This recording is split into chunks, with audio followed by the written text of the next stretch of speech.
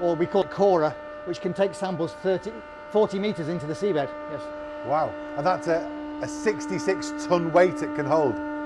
That's its braking strain. Wow. It's designed to safely hold about half of that, so 30 tons it would be able to pull out. So that would be lots of London buses. Yes. Or about 60 cars. Yeah, very much. Wow, so. that's amazing. And you said that's a rope, not one of these big metal cables. No, the idea is using ropes. They're neutrally buoyant. They weigh nothing in water. So all you're pulling out is the load from the seabed. Can we see this rope? Because Yeah, I it's can't just over believe here. there's a rope that can hold 66 tons before it breaks.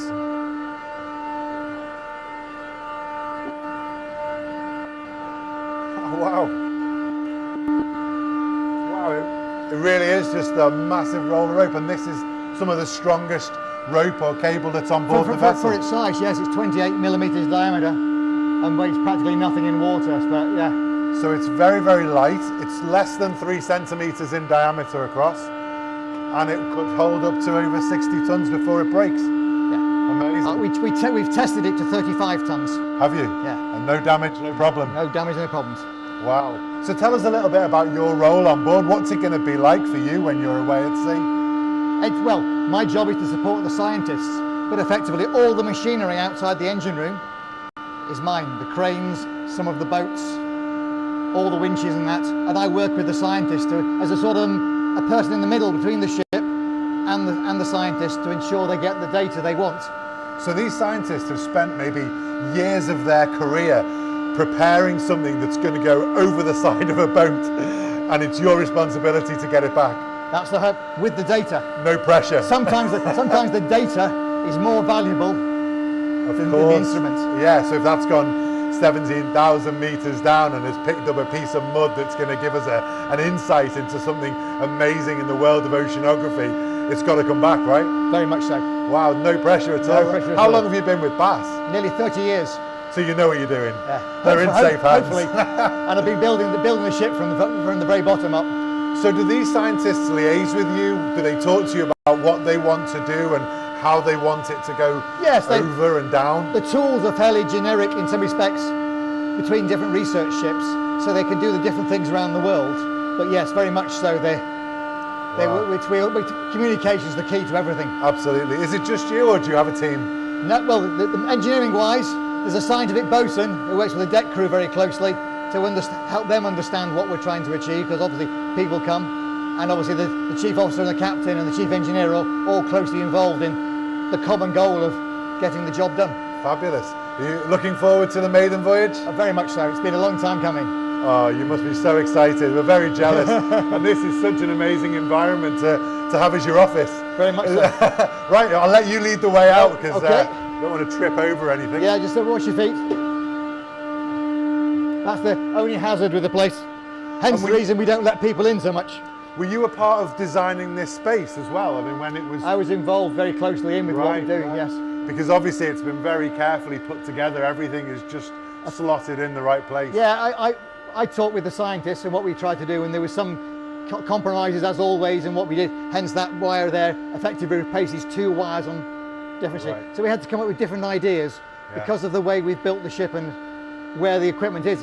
A lot of science research ships have the winches very low down. Right. Well, because of the cargo capacity on here, that's cargo here, so we had to put the winches higher up, and so had challenges. And of course with the moon pool, that's got to be from quite high up, because that comes right through the middle of the ship. Yeah. Amazing. Simon, thank you so much for your time and letting us in here.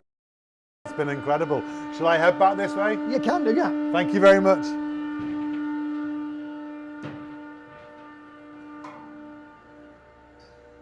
Wow, what a fantastic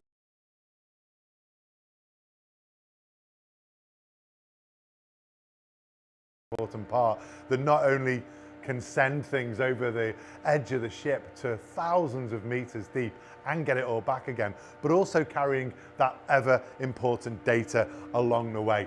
That's been amazing. Right, let's carry on our journey. Okay, so that winch room was absolutely amazing. I never expected to see anything like that on board. Okay, so now we need to try and find the engine room. Now, I've been told it's along this way, so we'll have a look there. Oh, sorry. Are you looking for the engine room? We are actually, yeah. Sorry, we're just making a video. I'm Alan. We're making a video of the SDA. Hi Alan, my name's Carson. Hi. I'm the scientific electronics engineer on board. Oh, wow, okay. So yeah, nice I to can meet you. show you the engine room if you like. It's on the way to the cabin. I was just headed that way now. That would be absolutely amazing. So you're living on board? Yes. And you don't mind us having a little nosy in your cabin as well? No, not at all, not at all. I've just got Wonderful. on, so it still looks nice and neat. Lead the way, that's a real bonus, thank you. So what's it like living on board? It is stunning. It's a really nice vessel to live and work on. It's more like a hotel in places. It is. It's even got its own gym. A gym on board? It's got its own gym and it's got a sauna. A sauna too? Oh Absolutely. my word. All right, my cabin's just around here in the corner. Here we go. Oh wow, it's I'll be honest, it's a lot nicer than I expected. A lot of people don't expect that, I suppose, what you see in the movies and that, but no, this is lovely. This is the cabins we live and work in for months at a time. So it's quite nice to have the comforts available. Okay, so give us a tour. Do the looking through the keyhole thing. Tell us, what have we got on board here? Well, it's very comfortable, which is the main thing, because you do spend a lot of months and weeks away from your family. So it's nice to have the creature comforts. Nice little lounge suite to come in and read in the evening, relax a bit after a long day's work. Both bunks, so we do share. So we typically have 2 members of staff on board. So we have someone on a day shift, maybe a night shift. We do tend to try and keep them on the same shift. I've got to ask, are you a top bunk man or a bottom bunk? Bottom, absolutely bottom. And does your roommate, does he snore? Occasionally, but we learn to live with that. And then you've got some storage as well? Yes, loads of storage, because again, Right. as I say, you're coming on, you're living for months and weeks at a time away from your family, so you bring a couple of books, maybe a little project to do in the evening, a little bit of a puzzle to build. Yeah. So yeah, a lot of people have some very interesting hobbies on board. What will you be bringing on board? Or what have you brought on board now, I A guess? Rubik's Cube is a good fun, so you start getting more complicated Rubik's Cubes, you can play with that in the evening. So Really? not quite Okay. exciting, but it's good fun. Okay, fair enough. And you've got a TV? We do have a TV. We do get live television. Slight delay. We were able to watch the Football World Cup when it was being played. That was great. So we actually had it streamed in the lounge, and that was great. It was a really good evening. You've got it easy. You've got it really easy. tell you And you what. say there's a gym and a sauna. There is a gym in the sauna. I can show you that if you like. Well, I'd love to see that. That's great. Thank There you. we go. Yeah, it's all these. And ensuite as well, am I right? It is an ensuite. Every cabin has its own toilet, so you don't have to share. There's no communal bathrooms sort of in the corridors. It's Wow. really comfy, really, really nice. Amazing. This is so much more salubrious than I ever imagined it would be. Well, it really is important for the whole feeling. You've got to keep in mind that a lot of the crew are away for months at a time. You're spending half the year away from family and friends, and it's little creature comforts like this that actually keep people, I suppose, sane to a sense, and keep Yeah. them happy. And it's important. Yeah, of course. And of course, having the gym means people can keep their personal health and well-being. Very much so. Yeah. We actually did a couple of running challenges.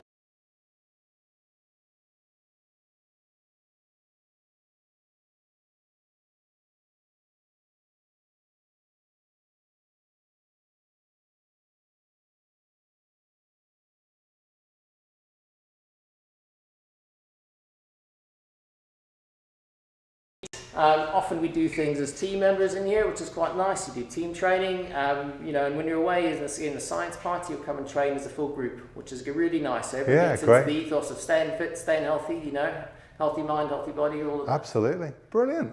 And through here, so once you've done your training, you want to relax afterwards, you can jump straight into a shower or straight into the sauna. There we go. Do we need to check if there's anyone in there? There we go. So sauna in through here. Ooh, kind of sauna. Look at this. How's that? Do you know what? I'm going to even relax and take my hard hat off. Why not? This is great. So this is your sauna.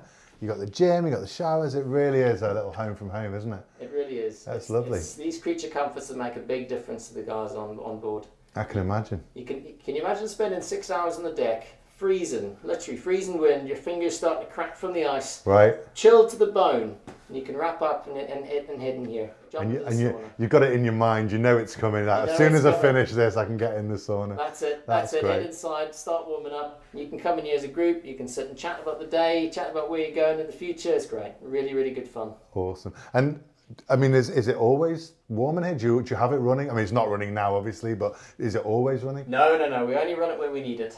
Okay, just when people need a little morale boost in Just a cold the end weather. of the day, a little I can hour imagine, stint. yeah. And I believe that the food's pretty good on board. The food is spectacular on Really? board. It's very easy to put on a bit of weight. Even with this gym. Even with this gym.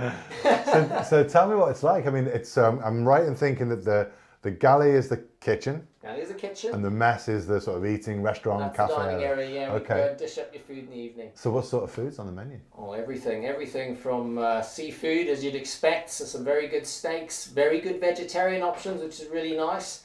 You know, we get a full catered breakfast, a full catered lunch, and then again dinner in the evenings, a starter, a main, and a dessert. It's an all-inclusive cruise. It's an all-inclusive cruise. And again, it's to actually make up with the energy you lose. So when you're down in the cold regions, you're working at a long day outside, you actually burn off a lot of energy. Ah, So, do you burn more energy in the cold than in the... You do indeed, Okay. you do indeed. It's physically demanding work, it's cold, your body's always moving, you're always shaking. So yeah, no, having good food makes a big difference. Not just to your health, but also the general ship's morale, which is great. You got some good chefs?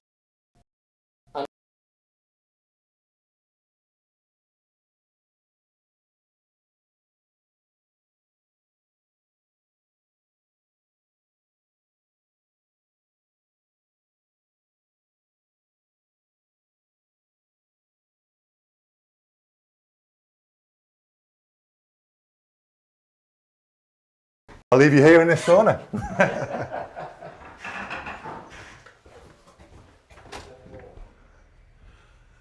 Okay, so Carson said it was just down the stairs to the engine room.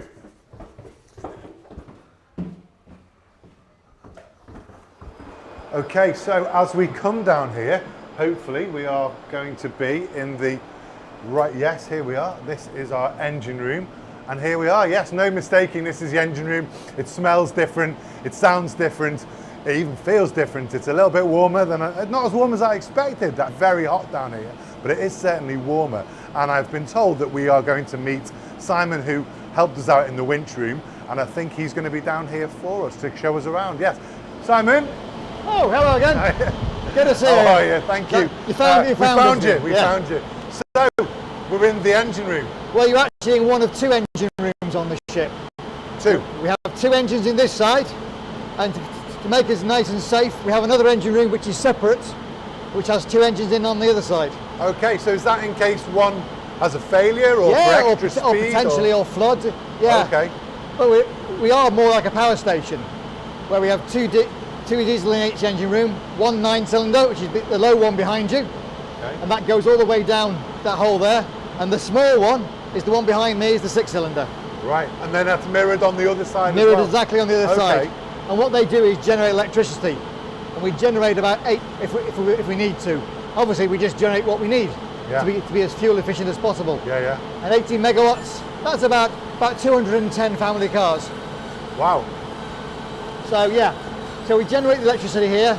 All the services thing come to the engines and do that. The generators are just these big boxes to the side here, and then we take the electricity further down the ship to power us away. Wow. Amazing. So, do you ever use both engine rooms at the same time? Yes, particularly if when we're working ice, we need all the power we can. Right, to generate more power to crush through the ice. Yeah. Fascinating. So it's not as warm as I thought it'd be. Is that because this one's not running? I guess the other side is. And also it's October outside, and we're bringing fresh air in to keep us cool. So actually we're bringing the outside air in, and that's quite got a bit of a nip to it today. Yeah, because my question was going to be really about conditions down here. I think I expected it to be like you see on films where everyone's really hot and sweaty and covered in oil and grime, and this is like really clean. It's really ambient temperature. It's not what I but expected. when the engines run, and you'll feel that when we walk through next door to the switchboard rooms, Right. the temperature goes up. And in the tropics, yes, this will be very, very warm.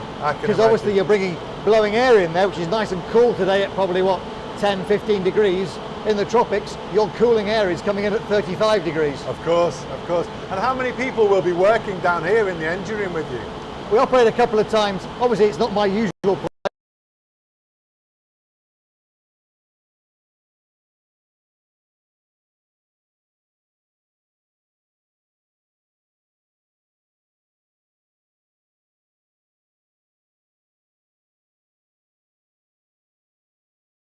2/3 and a fourth, and then obviously two electrical officers as well.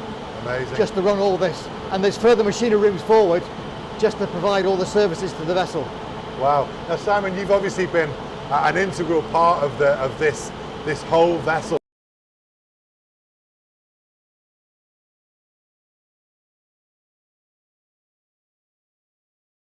Chief engineer, a captain. I think Will you met earlier. Yes, yes. He was one of the captains.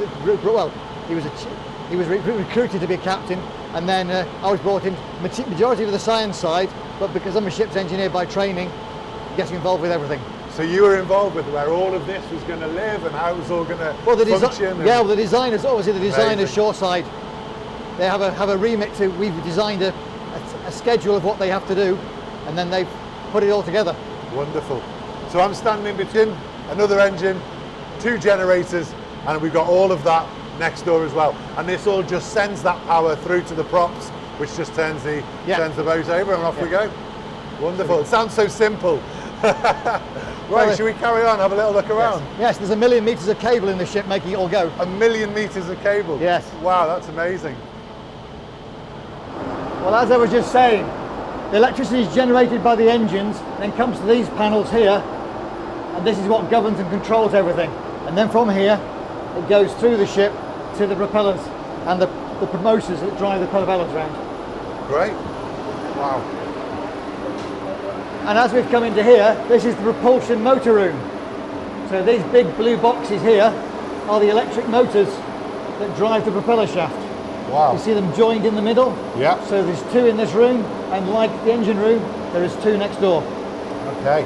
Because we have 2 propellers that's independently, so they're all separated out. Right. And is this built for speed or torque or power? What's the design being behind it all? Obviously, a fuel efficiency is the primary thing to make the best use of the vessel. But obviously, at the end of the day, we need power to get through ice when we need to do it. Yeah, so the whole form and everything else was tank tested in a tank for model ice to work out how much power it was going through that would take to force its way through the ice. Because it's a bit different to previous vessels, isn't it? Its draft isn't as deep. Is that right? It's a different... Quite often for icebreakers, you put that much weight and power into them, they're quite deep. But where some of the places we go are relatively shallow. We're only about just over 7 meters. Right. And we need to work on that. So there was a compromise in the hull form and making everything light and still being able to do every job we did. So not really built for zooming across the oceans, but certainly having the power when you hit a huge amount of ice to smash up. It certainly is, because when you hit the ice, obviously if you had a very sharp bow like warships or cruise ships, basically it's like an axe. Yeah. You hammer it into a piece of wood, it gets stuck. This one's got quite a rounded bow with the aim that it rides up, and then I talk a bit like a spoon. You push the spoon down and use the weight of the surface area of the spoon, and that just pushes the ice to the sides. Right.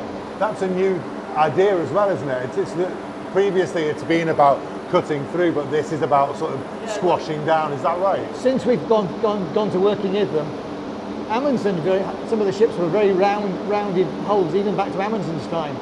But obviously we're taking it to the next stage. But all ice strengthened ships tend to have that sort of rounded form then. And I forget the gentleman, I think it was a Dutchman, right, or a European who worked out trying to make tugs in a harbour over there, which iced up every winter, and therefore he generated this idea of using a rounded form too. And how thick will some of the ice be that this has to power through? Well, the aim is we'll go 3 knots or just over 3 miles an hour through a metre of ice, of first year ice. So it's the softer stuff, the newly formed, but we can push it out of the way. But also it helps if it's not very tightly packed.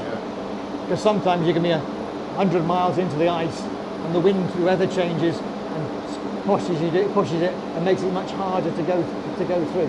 There's no chance of the vessel getting trapped in the ice and frozen up, is there? I know that's happened in the past. Well, hopefully, yeah. I was on a previous ship and we were temporarily, because the weather's changed, it nipped us, and you get to the point where you're in the middle of tens of miles off the coast, so you're in no danger. It's just easiest to wait for the weather to change, the ice to release, because you just end up burning more fuel, getting to just bashing your way through. not necessarily going very far, very fast. Well, having seen this this lovely ship that we're aboard, I think there's worse places to be trapped. So, listen, Simon, thanks once again for your time. So what we've seen here today is that all of that power that we've seen generated in there comes through the control room, is driven through here, and then beyond there, we hit the props and the propeller drives the boat. That's the one. Wonderful. Great, we'll make our way back out. Thanks so much. You're welcome.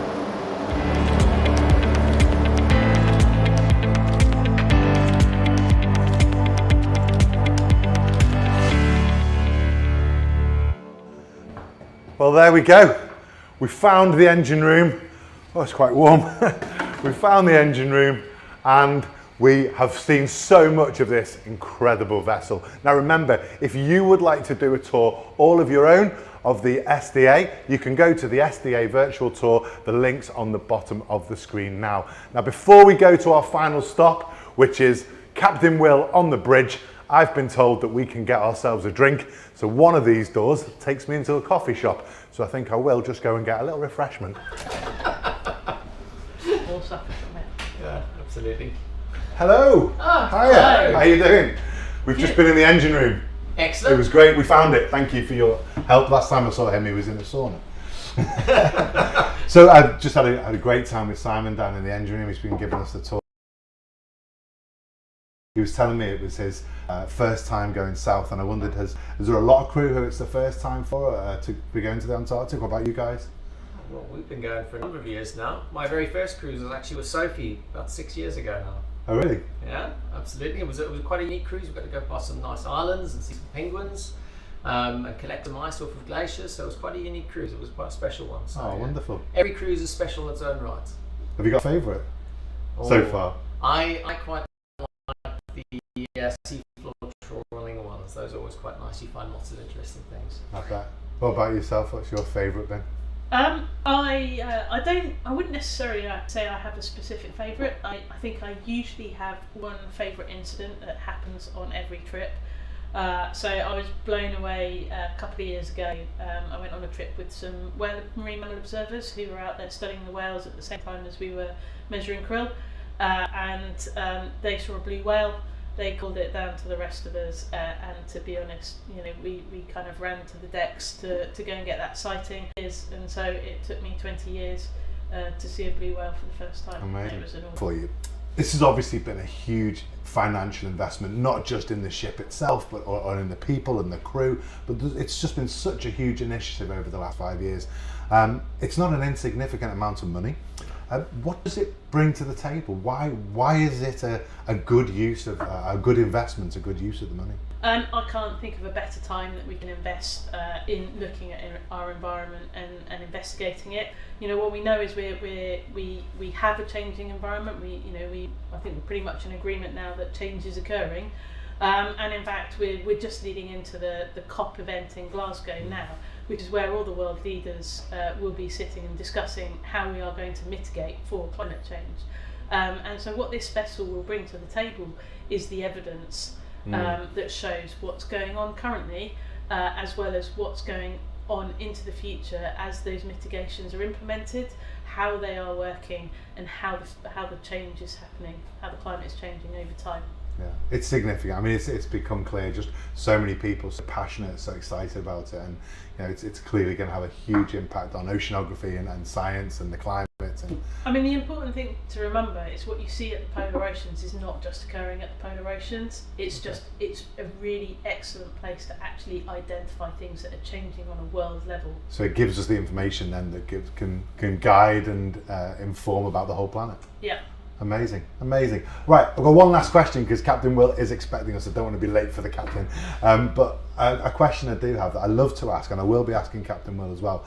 Young people, youngsters making career choices, making subject choices perhaps at school, what advice would you give to them if they were looking for a career that led them to an initiative or a project as impressive as this with BAS? I can start with myself. I'm a scientist, so when I was at school I did my A-levels, I studied science as the main topics. I then went through and did a degree and finally followed by a PhD before joining BAS, and so coming there to study the oceans.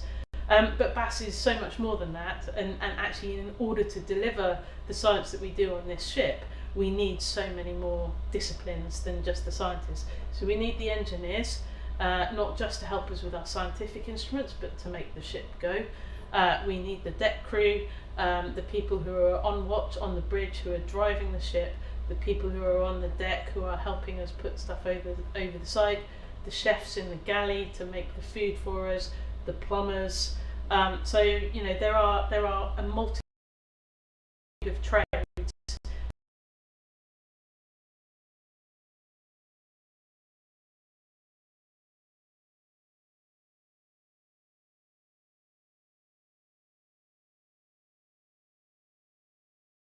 Play in saving the environment, saving the planet.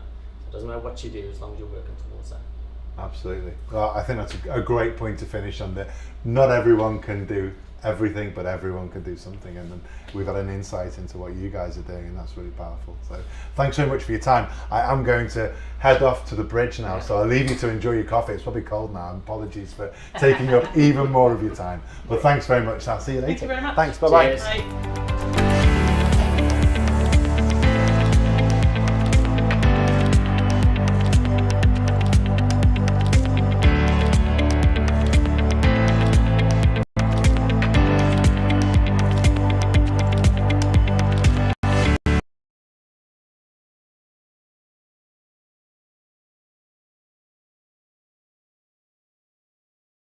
The ship is incredible. We've met the lovely crew. We've seen the moon pool, as you suggested. We've been down to the engine room. We've been very welcomed and very well looked after. So thank you so much. And here we are on the bridge. Tell us more. Wow, it's more like the Starship Enterprise. Tell us what we're looking at here today. Okay, well, there are an awful lot of buttons and dials up here, and it's quite a complicated space, but the most important bit is where I'm standing now. From standing here, this is where you've got all the controls, the thrusters and the steering. So this is the main conning position that we can drive the ship from. These are the controls for the main engine here, these are the controls for the steering, and all this is the controls for the thrusters. So there's nothing in terms of driving the ship that you can't do from standing right here. There are many other safety systems up here with lots of panels, and we've spent a lot of time training, going through all the systems on the bridge one by one, making sure that we all know what all the buttons do. And what's on all the screens that we can see above? There's charts and graphs and dials and all sorts of things. So a lot of the technical scientific equipment that we have on board can be repeated up here, so we can see what the scientists are looking at as well.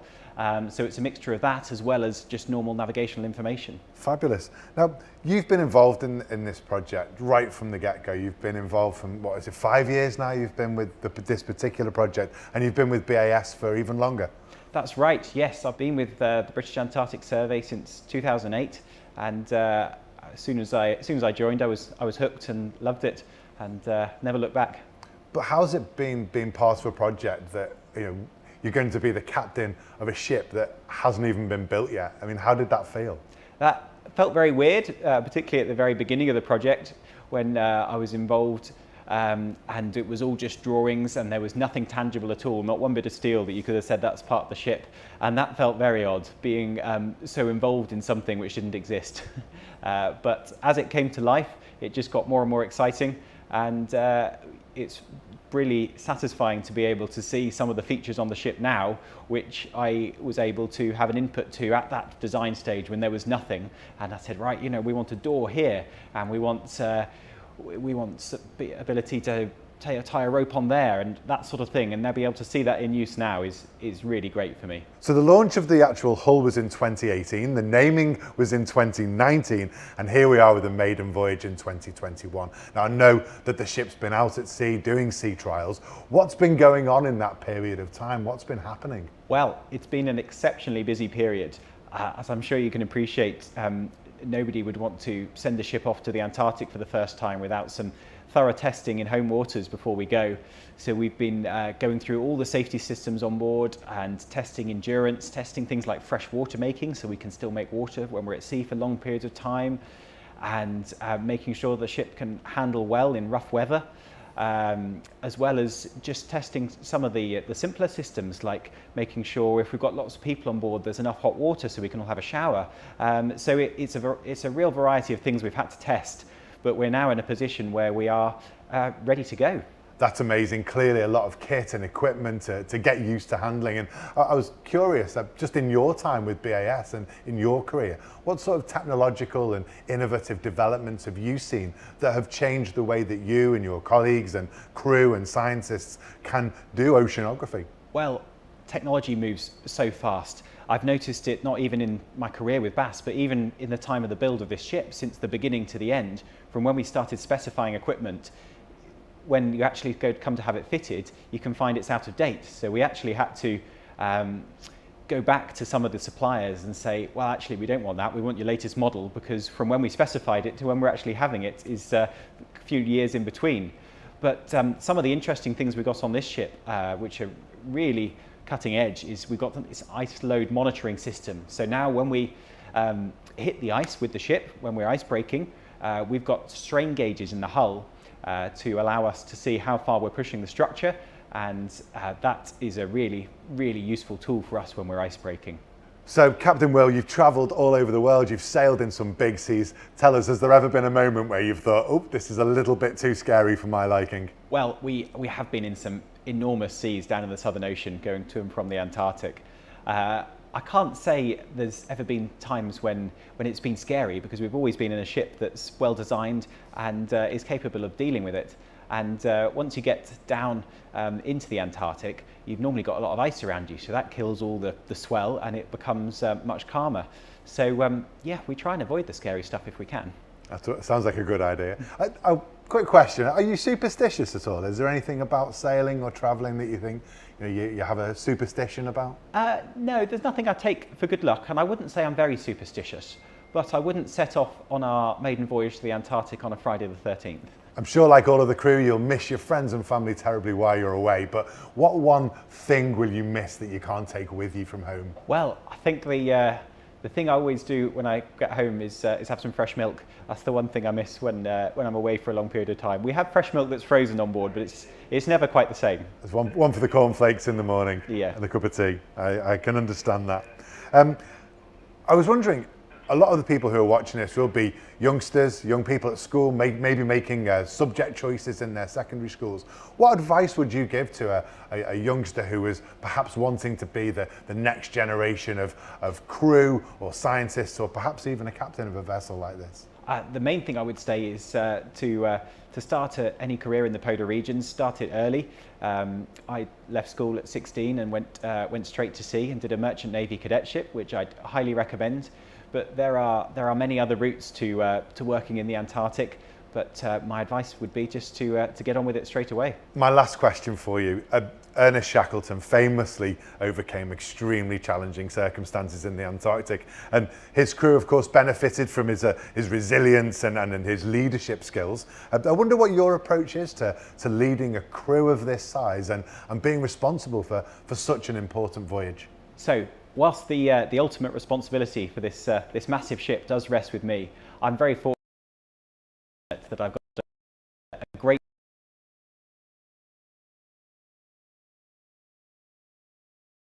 day running. Everyone's got their own job scope, and as long as it's all going well, the job is actually fairly easy. It only becomes difficult from a leadership point of view when things start going a bit wrong, but I'm pleased to say that that hasn't happened yet. Well, Captain Will, thank you so much for your time today, for telling us all about not just the bridge, but so much about this maiden voyage that you have ahead of you. We wish you all the very, very best of luck, and I'm sure everybody at home and around the world who's been watching has thoroughly enjoyed having an insight into this.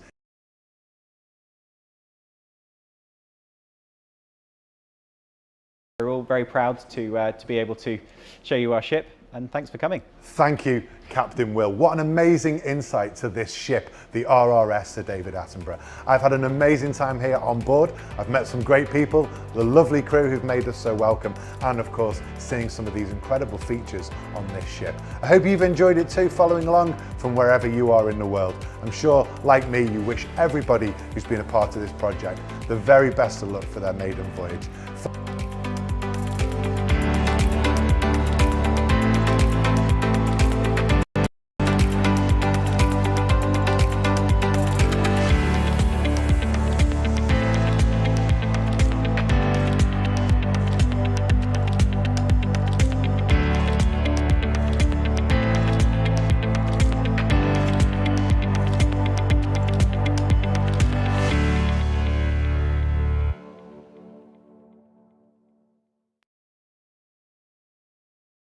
I'm here with Gail, who's been heavily involved with putting on this incredible festival over my shoulder. So I wanted to meet Gail herself, and she can tell us a little bit about what's...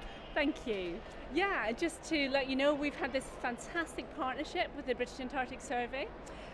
We've got a series of talks. We've got anything from storytelling for 5-year-olds right up through to what you might want to do in polar science, so becoming a scientist in later life.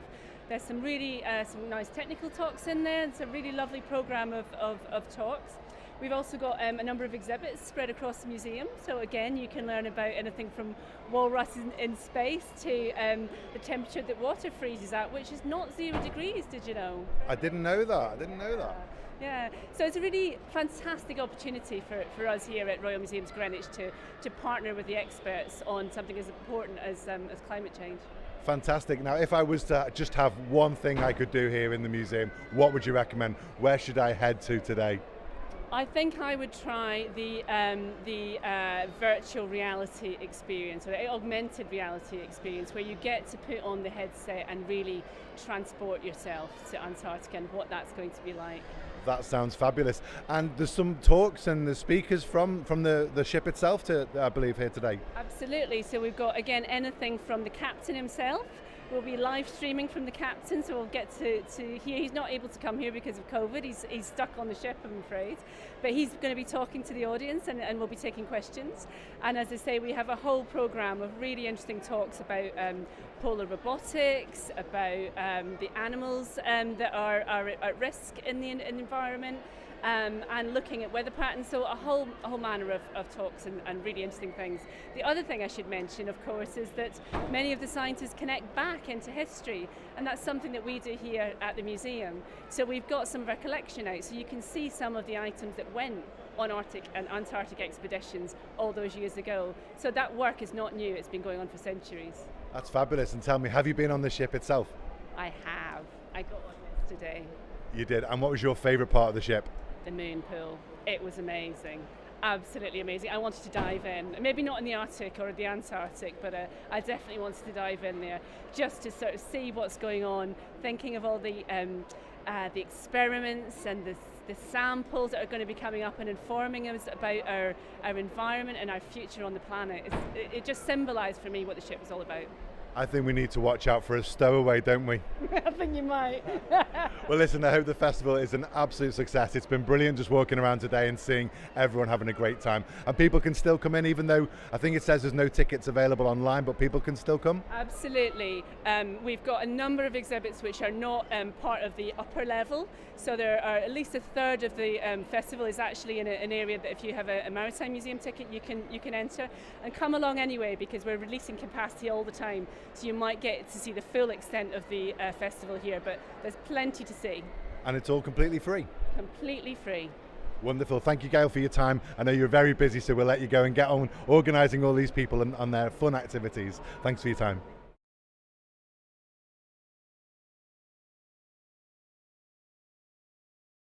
I'm here at the National Maritime Museum and I've bumped into John Ager, who's here from British Antarctic Survey, and I've been looking around one of the Modernization exhibitions down there, and I believe you're the man to tell me more about that. What is that? Well, I hope I can help you out there. So, as you know, the Sir David Attenborough is moored up alongside here, and the ship is really the driver for change for British Antarctic Survey. It's been a great opportunity for us to look at how we deliver the modern science capabilities that are required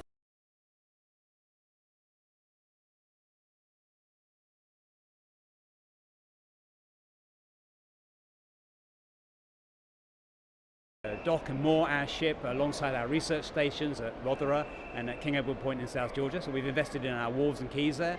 But actually it's caused us to think about modernisation more broadly and investing and looking what we do with our science hubs in Antarctica. So the exhibition that I've got over my shoulder is fantastic. There's kids with VR glasses on and all sorts of things down there. And it's basically telling people here what's next for BAS. So how would you summarise that for us? Well, I mean, it's cool engineering, isn't it? I've been down there with the kids and they are having such a great time, and I've tried the head around and looking inside those buildings. And what they're seeing is the Discovery building, so part of our Rothera Modernization program, so modernising our main hub at Rothera.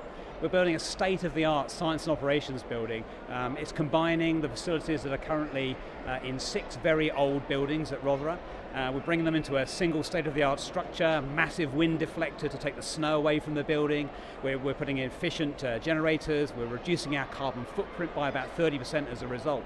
And we're really innovating and sustaining ourselves for the next 20, 30, 40 years in the Antarctic, but making sure that we're staying at the forefront of the ability to deliver really world-class science in the Antarctic. It sounds absolutely fabulous, and of course people who are here today can find out more, but if you can't get to the Maritime Museum, how can people follow the progress? Because it sounds really cutting edge and really exciting. Well, I mean, you can clearly go to our website and there's a lot of information there, and of course on social media we put a lot of information out there. But it's only really the start. We're going on another journey very shortly. BAS is moving into another phase of modernisation, where we're going to be looking at modernising further at Rothera and our facilities. So there's going to be lots of news and for people to stay in touch with, and I would encourage people to follow us on our BAS website. That's great. What's the BAS website? Remind us. It's bas.ac.uk. That's great. Thank you so much for your time today and for putting on such an amazing exhibition, and of course bringing the ship to the Thames here. Pleasure. Thanks.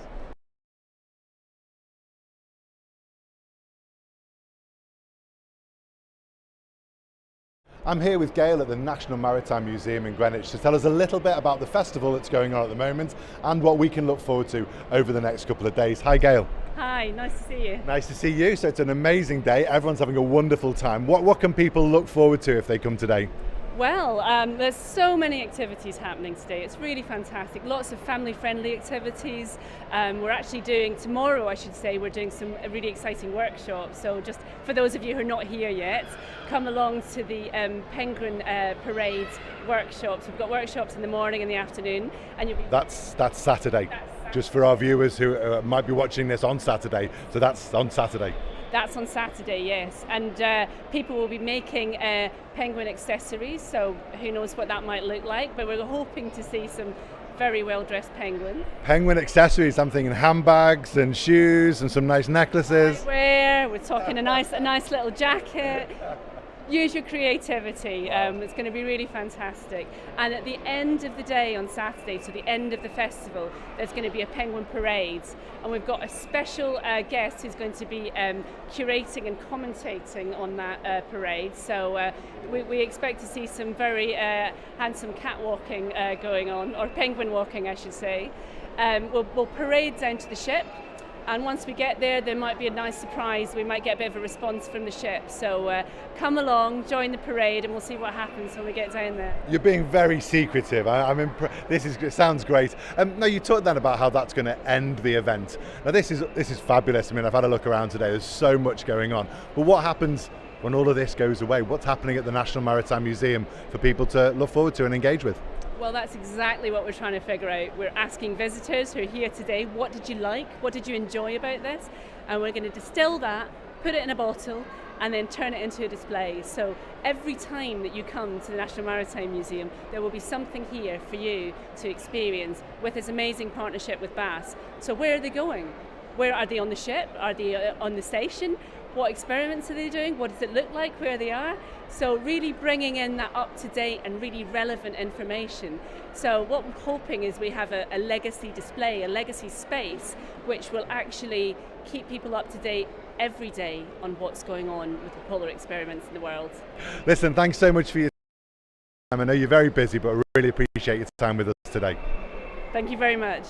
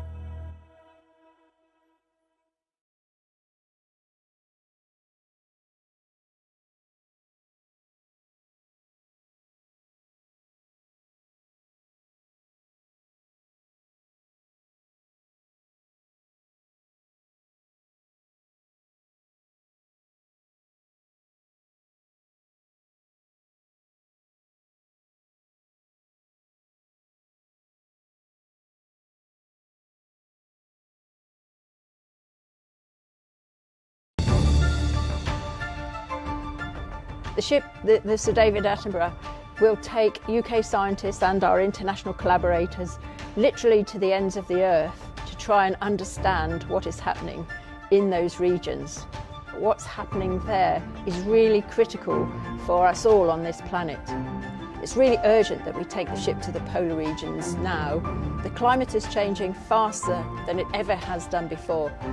Through this state-of-the-art new ship, the British Antarctic Survey will help to expand global knowledge of the polar oceans and the impact of climate change on this crucial region.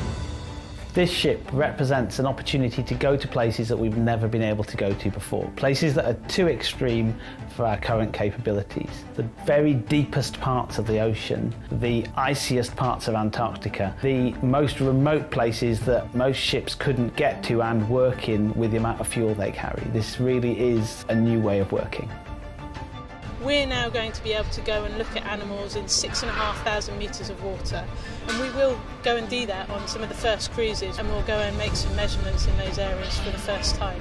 The particular thing that I've always enjoyed is to go on and feel like you have a unified purpose, to go out, explore what's in the ocean, working in these unique areas. Sir David Attenborough has a huge range of new facilities. It's so hard to pick just one cool or exciting example, but the first would maybe be the scientific moon pool, which is basically a hole in the ship that goes all the way down. And what that means is that we can deploy instruments even when you're sitting in the middle of icy seas or in sort of rough weather.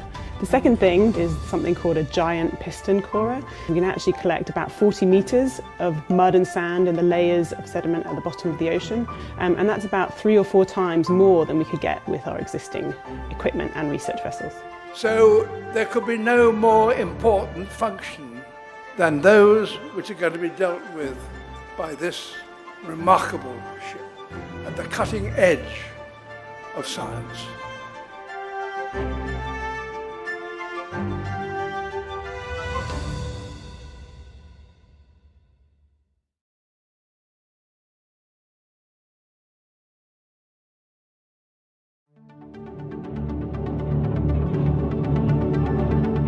In 2014, the UK government announced £200 million in funding for one of the most advanced polar research vessels in the world. The new ship, owned by the Natural Environment Research Council, part of UK Research and Innovation, replaces the existing polar fleet of the RRS James Clark Ross and RRS Ernest Shackleton. Rolls-Royce worked closely with the scientific community to create its unique design. She's designed to break ice. She's also designed to have a large oceanic range of around 19,000 miles, and also at 11 knots speed she has to be virtually silent for the research that she actually does. The vessel is a 128 metre length, 24 metres beam, full load displacement of around 15,000 tonnes. So it's a fairly sizable ship. Construction began at Camel Laird, Birkenhead in 2016, with hundreds of people working on the project. So it was prefabricated blocks, and then they come together when we were in the construction hall. The top half was separate to the bottom half, and then once we launched down the slipway, we then stuck the top half on, basically. The ice-strengthened 10,000-ton hull was launched by her namesake Sir David Attenborough in July 2018. Our future, and everybody's future, will be affected by what people working on this ship, British scientists and others, will be discovering in years to come. The Royal Research Ship Sir David Attenborough will be operated by the British Antarctic Survey and carry up to 60 scientists from pole to pole. The uppermost housing is the conning tower, which gives us much better horizontal visibility when we're in the ice. The next one down is the observation deck. It's a great idea because it means that the people that we're carrying to Antarctica, they've got their own deck that has as good a view as we have on the bridge. Specialist facilities on board include a giant piston corer, moon pool, helideck, autonomous instruments and robotic technologies. So what we've got is a vessel that can take lots of people, can deploy instruments from various different points in different ways, can go into the ice, can take the moon pool, that enables us to put equipment into the water even when we've got ice all surrounding the vessel. This ship represents an opportunity to go to places that we've never been able to go to before, places that are too extreme for our current capabilities. The very deepest parts of the ocean, the iciest parts of Antarctica, the most remote places that most ships couldn't get to and work in with the amount of fuel they carry. This really is a new way of working.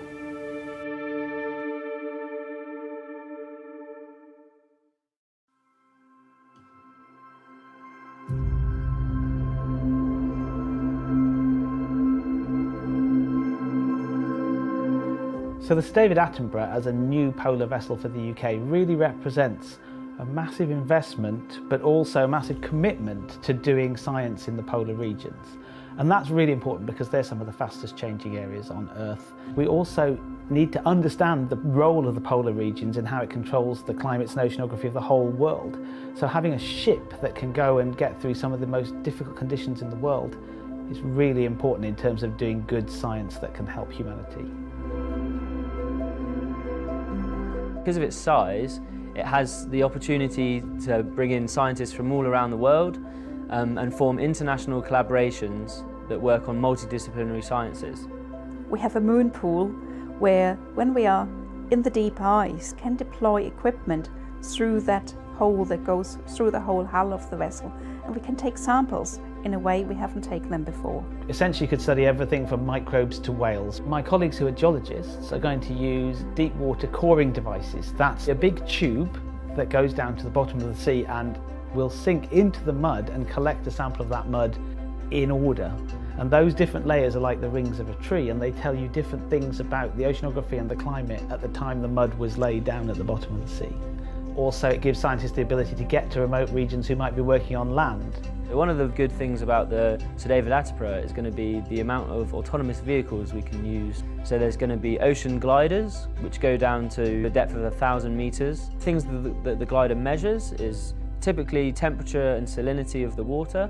It has interchangeable labs, so containerized labs that can plug into the ship. We have aquarium containers where we can keep animals alive from the deep sea for a long time and see what they do, how they act. Somewhere between 10 and 20% of the animals we collect on our expeditions are new to science, and that's just from places we know about.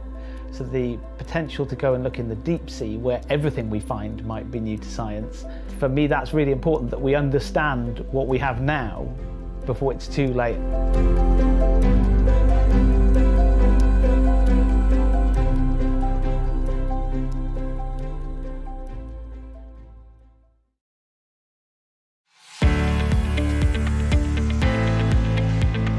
So I'm with my next guest who's going to tell us who she is and what her role is in this project. Well, Alan, I'm Linda. I'm Linda Kappa from British Antarctic Survey, and I lead the public engagement and media programme for the RRS Sir David Attenborough. So you've been very busy this week. I've been very busy this week, but it's been fantastic. I've been involved in this project for the last 5 years. I stood in Camel Laird when it was great big chunks of metal waiting to be cut, and now I'm standing in a whole ship. It's really tremendous. So how does it feel now it's all come together and we're actually standing on the ship in the Thames? Quite emotional for me. When I watched the ship coming into the Thames last night, the sun was shining, the windows were glinting, and I could feel a lump in my throat, and really emotional that here we are, this thing we've been working towards for such a long time. And you know, it represents a huge effort from hundreds of people, thousands of people actually, from the shipyard to the designers, to the project managers, to the engineers, all of our mariners, all of the people in Cambridge, working really hard to make this ship work. And in a few weeks' time, it will be making its first trip to Antarctica. I mean, how exciting is that? Very exciting indeed. And why is the SDA so important to oceanography and scientific research in general? Antarctica is really important for the whole world. It might be far away, but it really matters to everybody. It affects our daily lives. The ice, if you like, reflects the sunlight back, keeps the planet cool. The cold water moves the ocean circulation around to cool the planet as well. There are lots of things that are unknown about Antarctica. It's still got some secrets to yield, but it's the place we discovered the hole in the ozone layer, and everybody sat up and took notice. international agreements, a ban on fluorocarbons. Really very important place. There are animals that can live for hundreds of years. It's just such an exciting place to live. And what's next for you and indeed BAS? Well, this is the start of a new chapter in BAS. This ship, this new polar research for Britain, it's going to support big scientific missions to Antarctica. We have an international collaboration with America, looking at the impact of the ice and melting ice in a place called Thwaites Glacier, which is contributing to sea level rise.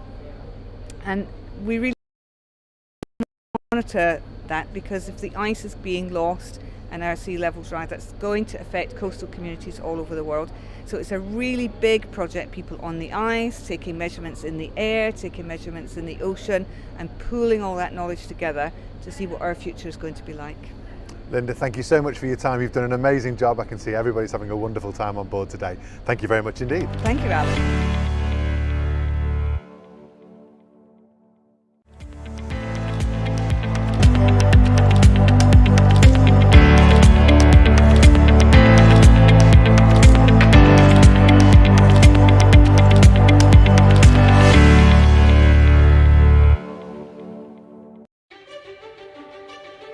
This is a really exciting moment for us all.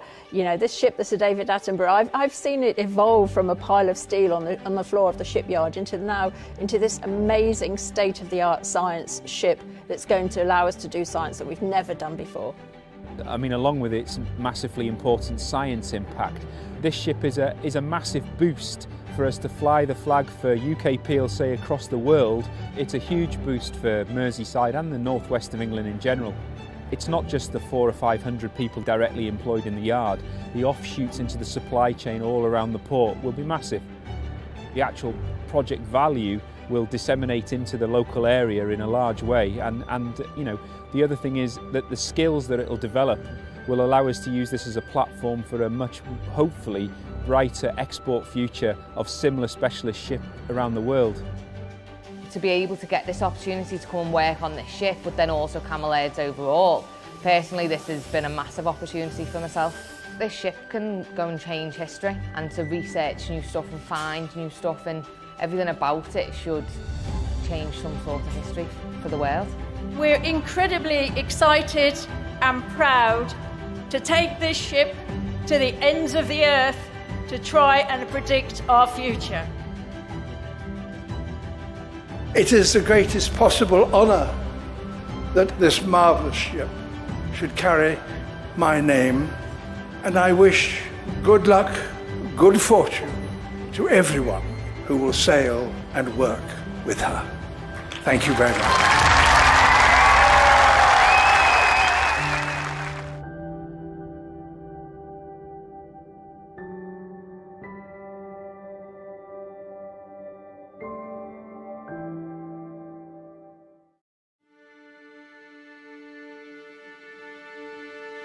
It's no news to any of you that the world at the moment is facing great, great problems. And the most aware of that are the young people of today who will inherit this world. Great problems require great research and facts in order to solve them. That's what this astonishing ship will be here to do. To find out the facts, to find the science with which to deal with the problems that are facing the world today and will increasingly do so tomorrow. Our future and everybody's future will be affected by what people working on this ship, British scientists and others, will be discovering in years to come. And I thank everyone who has been involved in this wonderful enterprise and wish them huge success when this marvelous ship gets down there in the Antarctic, which we thought was so remote, but we should realise now is absolutely crucial to the future of all of us.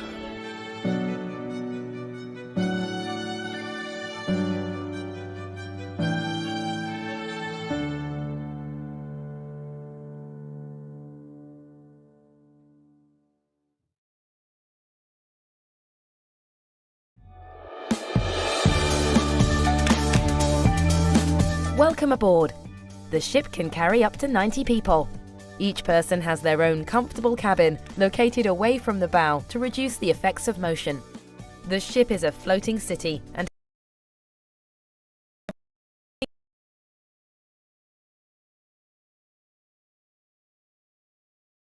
even a scenes. Scientists and researchers study a range of subjects such as chemical oceanography and marine geology. Some even study zooplankton ecology.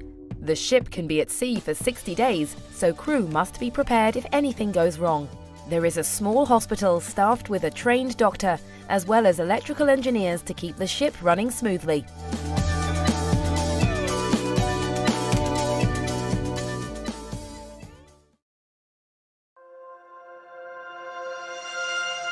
It's great living on a ship. They're kind of like small little villages really.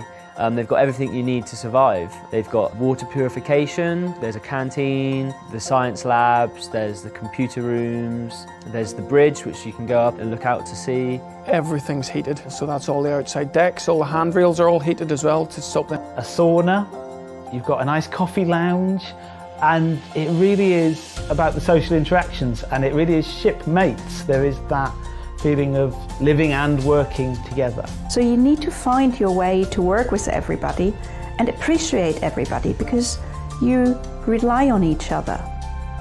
Some of the hardest things are being away from family and friends, as we can be away for up to 2.5, 3 months at a time. Communications is incredible. When I first came, you wrote a letter. Now you just pick up the phone. The job itself can be taxing. Maybe we've had a lot of rough weather, so not a lot of sleep and people are a bit groggy. For me, the biggest challenge is sleeping, especially in rough weather.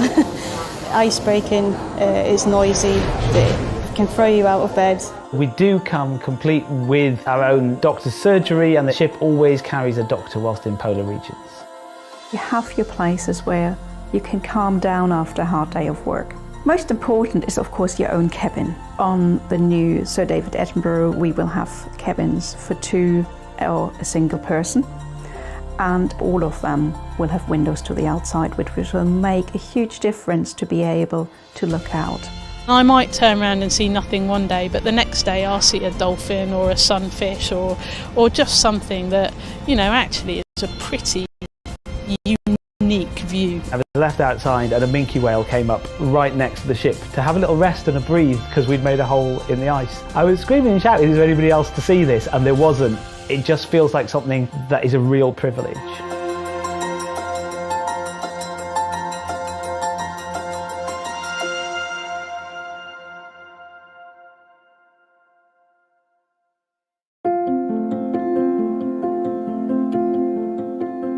I started at Camlerd as an apprentice plater, came here to finish my apprenticeship. When I first started work, I did feel like I was out of my depth because I'd never worked with moorings or anything like that.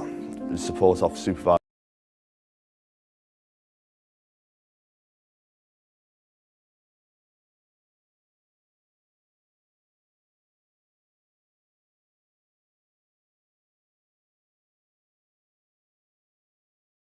Working on the Sir David Attenborough ship has made me realise that I'm happy with the career choice I've made. It's also given me the drive and inspiration to continue chasing my career and progress through the ranks. I think it's important that the ship is built locally in Britain because it's been used by the British Antarctic Survey. It's also good for the economy. It's provided a lot of jobs.